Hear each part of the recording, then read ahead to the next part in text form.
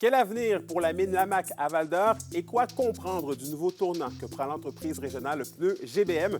Voilà les questions qu'on s'est posées pour vous.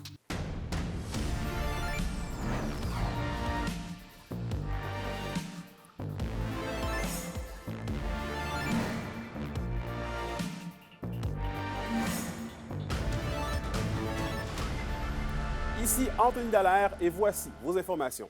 À Val-d'Or, Eldorado Gold Québec a mis à jour ses prévisions et envisage que son complexe minier Lamaque va être en fonction pour au moins les 17 prochaines années. Un reportage de Félix Blaquière.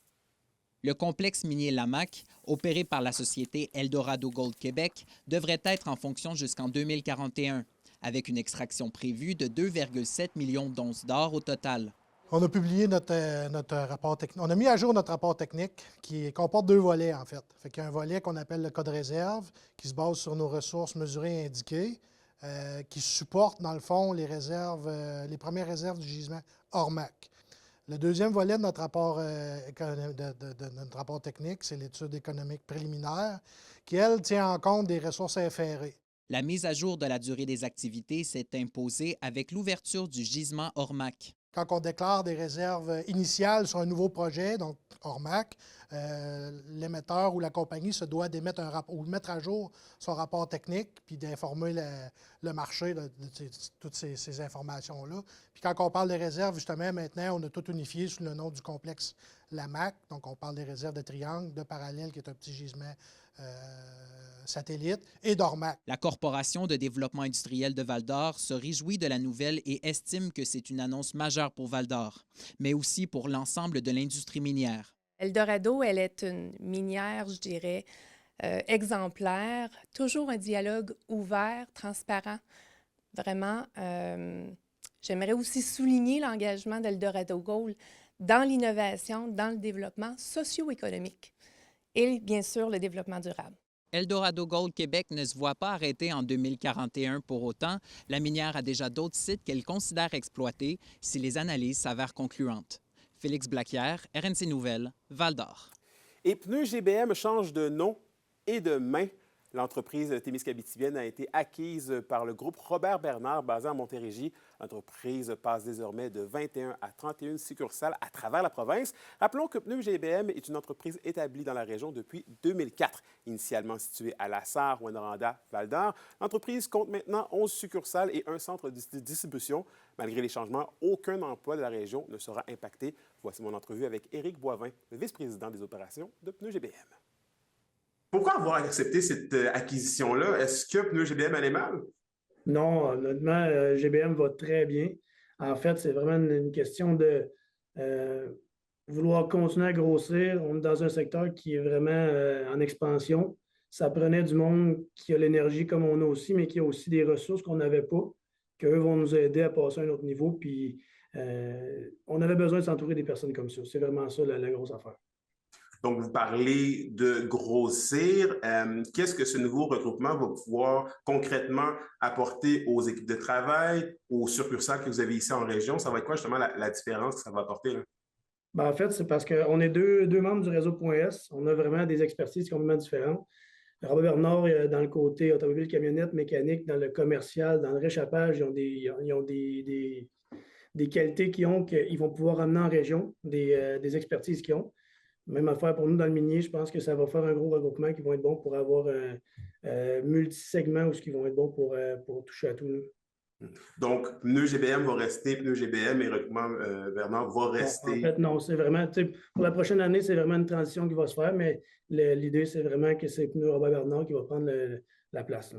Parfait. Mais est-ce que le nom, en fait, Pneus GBM va changer ou ça va rester pareil? Non, l'idée, c'est que le nom change. Pneus Robert Bernard, ça fait 75 ans que ça existe. C'est une entreprise qui a une grande valeur au niveau des yeux de sa communauté, un peu comme nous ici en Abitibi. Puis je ne suis pas inquiète qu'ils vont savoir comment intégrer le nom Pneus Robert Bernard en région sans perdre l'identité de Pneus GBM qu'on a mis là. Donc, vraiment de pouvoir partager les différentes expertises pour justement continuer à devenir un chef de file là, dans le secteur.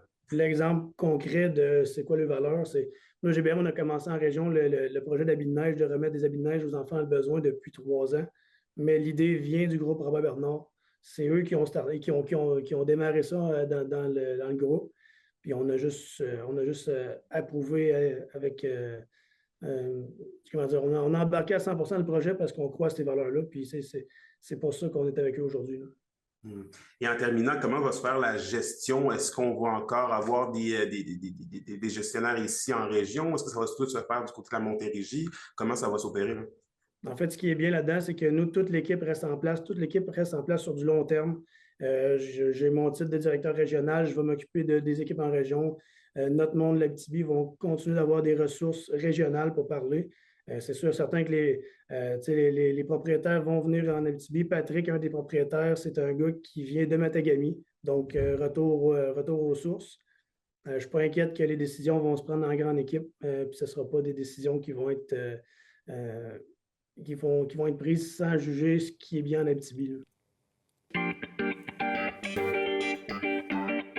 Au culturel, le musicien Simon Léosa est en spectacle dans la région cette semaine. Ce dernier est un compositeur montréalais qui propose des pièces sensibles et poignantes à cheval entre l'indie classique et la pop électronique. Il vient présenter Acte 3, un spectacle qui dégage une essence théâtrale enchanteresse. Il sera donc ce soir au Théâtre du Cuivre de Rouyn-Noranda et demain, il sera à la salle Félix-Leclerc de Val-d'Or. Bien, c'est ça que je dis souvent aux gens, même dans le spectacle, je leur dis de se laisser un peu porter par la musique parce que, bon, je chante pas, il n'y a pas de paroles, mais j'accompagne les gens un peu comme quand on est au cinéma, tu sais, il y a comme une introduction, puis il y a différents moments qui arrivent dans le spectacle avec différentes intensités, avec différents jeux de lumière. Donc, les gens peuvent vraiment partir dans leur propre film, en fait, je pourrais dire.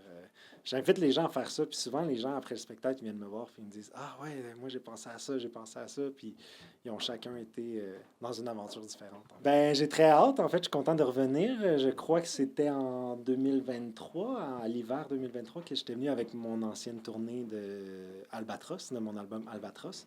Et je joue aussi quelques pièces de cet album-là, puis on avait vraiment aimé ça, venir faire notre tour en Abitibi, là, de Montréal, c'est toujours bien agréable. Donc, j'ai hâte de renouer avec le public de la région. Et au sport, la 40e finale régionale centralisée des Jeux du Québec commence dès ce vendredi. Près de 900 athlètes vont se diriger au Témiscamingue pendant la fin de semaine du 31 janvier au 2 février.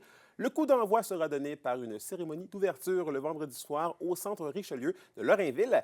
La population est d'ailleurs invitée à y participer. En prestation, la chanteuse Anna-Rose Gélina et le groupe Illusion seront là pour faire bouger les sportifs et le public. Cette année, une 60aine de partenaires se sont alliés à l'événement et plus de 80 000 $ ont été amassés. Et finalement, les amateurs de hockey junior pourront profiter encore plus des matchs de la LHJMQ.